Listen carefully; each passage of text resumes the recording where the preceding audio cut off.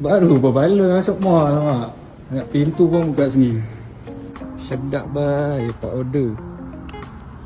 3 order kedai sama. 1 chicken chop. Chicken chop pula. Chicken rice shop. Itu saja. Okey. Okey, terima kasih. Dah, terima kasih lah.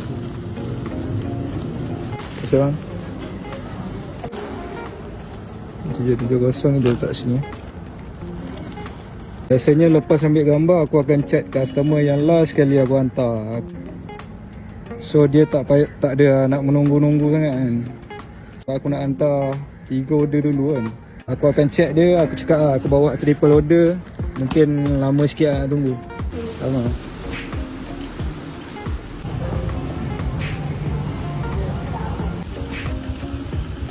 Thank you. 4 order tadi aku hantar. RM13, 3 posen.